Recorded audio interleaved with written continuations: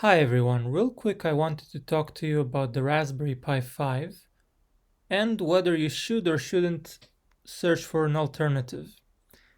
Now, right off the bat, I would say this is a good board, and for this price, you only have one alternative probably if you're looking for a single board computer, which would be the Orange Pi 5, this board here. It has a stronger chip. The Rock chip 3588S is significantly stronger than the Raspberry Pi 1. However, the price difference is not that big. If you can see here, this one costs 131 and this one costs 139.99. So the price difference is not that much. This is the 16 gig version for both of them. And to be honest, like for the beginner, I would say probably go for the Raspberry Pi. Also, it has some discounts. Although the Orange Pi is a stronger machine. However, this price, 131, it's already going into mini PC territory. If you're just going to use this for desktop, like you're running a Linux, you want to learn to code, things like that, you don't really need those GPIO pins, those that you can see here on the photo. You might just want to get yourself a mini PC. Now I can hear the argument, but the single board computer is very energy efficient. Yes, but you can get, for example, an N100 computer, which you have here. One sec, where is it? It's here. An N100, specifically we were talking about this one. Yeah, so this PC, the Intel N100, this from GM Tech. The 16 gigabyte version of RAM costs a little bit more, so it's instead of 130, 140, we have 163 here.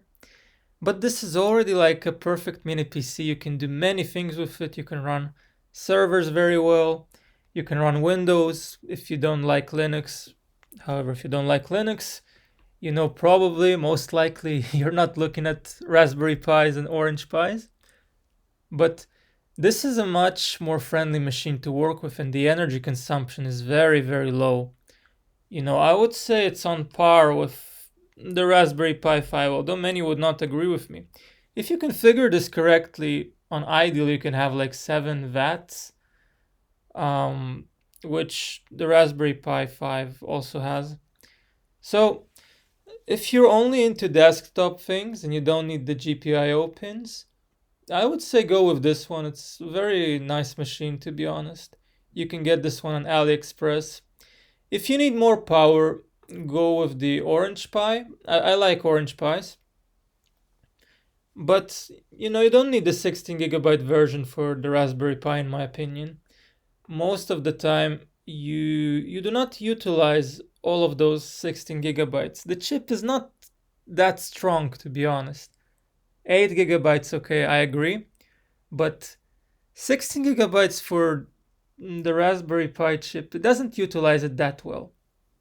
We've tested it with a friend of mine, and like if you open too many browser windows, for example, it's kind of laggy, but the Orange Pi does it a bit better, but still after a certain point it gets laggy. But if you go with the mini PC, it's significantly better.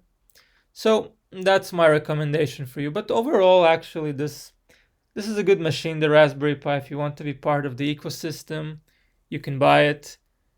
I prefer like the strongest machines, so I would get one of these.